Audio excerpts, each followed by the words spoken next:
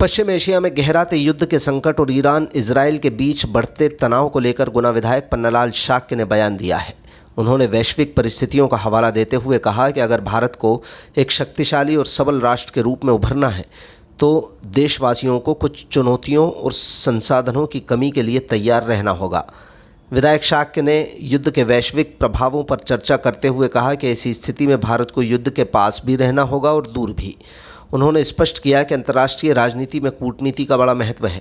भारत के रुख को लेकर उन्होंने कहा कि जो राष्ट्र हमारा समर्थन कर रहे हैं हम उनके साथ खड़े हैं, लेकिन जो हमारा समर्थन नहीं कर रहे हमें उनसे कोई सरोकार नहीं।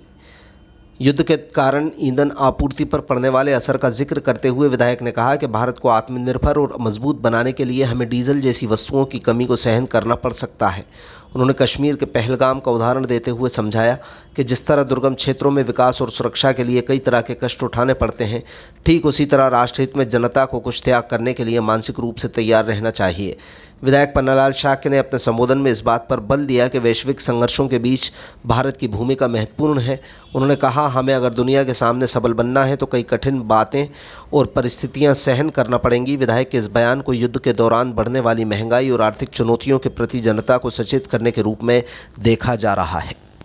इजराइल में जो युद्ध चल रहा है उसको लेकर भारत में भी चर्चा है और पेट्रोल डीजल के अफवाहें भी हैं, महंगा कुछ ऐसा हो सकता है, तो उसको लेकर क्या कहेंगे?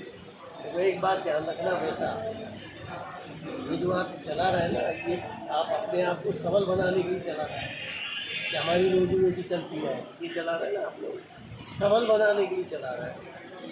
वैसा कि वैसे ही भारत को सबल बनने के लिए डीजल भी सहन करना पड़ेगा और उस युद्ध के पास और दूर भी रहना पड़ेगा। समझ गए? पास और दूर भी रहना पड़ेगा।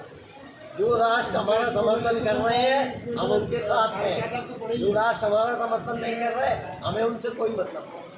हमारे देश में भी रोज समस्याएं हुई है और होती रहेगी आगे भी। जैसा कल कश्मीर का मामला है, वो कोई पहलगाम 40-36 लोग मारे गए। अरे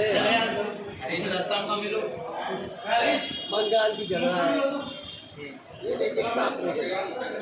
इस युद्ध से कितना प्रभाव पड़ेगा? इस युद्ध से अंतर्राष्ट्रीय लेवल पर जो युद्ध चल रहा है, तो फिर अब यहाँ पर इंडिया में कितना प्रभाव पड़ेगा? जो डीजल पेट्रोल है उनके दामों में तो केवल हमारे भारत से मतलब है। हमको अगर सबल बनना है तो हमको कई बातें सहन करना पड़ेगा।